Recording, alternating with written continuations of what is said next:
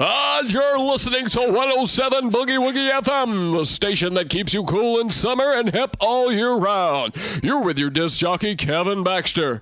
Now, this just in, some breaking news. Only weeks from its release date, the Brooklyn BCMC's debut album, Full Ghetto, has been canceled, with its release date postponed indefinitely. No press statement has been given, and no one has been able to make contact with any of the group's surviving members. In a few minutes, we'll be talking to our very own Donnie Smalls, who has been documenting the production of this album. Donnie spent a number of days with the Brooklyn BCMCs while they recorded in the studio during the production of their album, Full Ghetto. Donnie, have we got you on the line? Yeah, loud and clear, Kevin. I can hear you quite well from my end. Donnie, what's going on here? I mean, we've been previewing this album on Boogie Woogie FM for the past few weeks, and I'll be honest, Full Ghetto was looking like it was going to be one of the greatest hip-hop albums to date. But it's a very unfortunate situation, Kevin. My condolences to your regular listeners. Look, all through the 80s, the Brooklyn BCMCs have maintained an abdominal presence with both the local compatriots and the communities. But most importantly, their name was spreading across the globe before even releasing a single album. I mean, this was going... Yeah, Donnie, if I can just interrupt, this is a big question for many people. Why did they wait until 1990 to finally make their first record? Yeah, that's a great question. I was in the studio with them only a month ago, and common answer from most of the members gave me was simply this. They were not prepared to just release a brilliant album. For them, it had to be more. They wanted to dominate the hip-hop scene in an instant. So they waited for the right circumstances. Of course, they were still doing their thing while they were waiting. So they obviously did start working on a record. What changed their minds? No, their minds never changed, Kevin. The circumstances changed. They found a producer. A Volt Supreme. Right, Volt Supreme. While the BCM scenes had been active all through the 80s, it wasn't until 88 that Volt Supreme even came onto the scene. But they knew instantly upon hearing his music that Volt Supreme was their man. He was going to produce their first album. They started talking, throwing around some ideas and concepts, and this lasted a few months.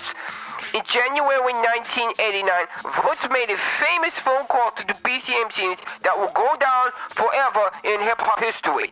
He said something along these lines. He said, "Yo, enough talking. Let's make the greatest hip-hop album of all time." And the rest is history, right?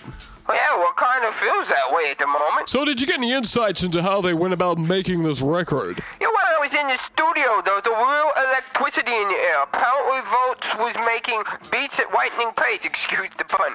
But here's an interesting fact, Kevin. I discovered that actually Volts was doing a lot of the vocal takes. It turned out he was as good as rapper as they were, but if not, maybe better. Now, there was a number of members, such as Little Joey Jones, Slick Sniper Salmon, Ricky Killer, just to name a few, who were not so happy about this new voice in the group. Kevin, since then, they have all disappeared. I mean, no one has seen them. They're gone. Yeah, Volts was a very recluse character when I met him, Kevin. He would never speak for the interviews and was always just working on the record. Like, even when the others were out for dinner or asleep or something like that, he was just working on the record. He was also very, very intimidating. I was quite scared of him. He never took his sunglasses off, but you could always feel he was watching you. Always. So Volts took over the project. No, I really don't know, Kevin. They were very private about their recording sessions, but I do know this. Volts had given himself another name or alias for all his vocal work. He called himself MC Boo Boo Plaster. One of the few things I actually heard him say in person was this. He said, "Yeah, MC Boo Boo Plaster, 'cause I'm always covering up the cuts and cleaning up the blood." So I don't know, Kevin. I mean, I thought that was a little bit scary, but hopefully we can get in contact with someone soon from the group and find out what's happened. Well, it's a damn shame. It really was looking like it would change the face of hip-hop forever.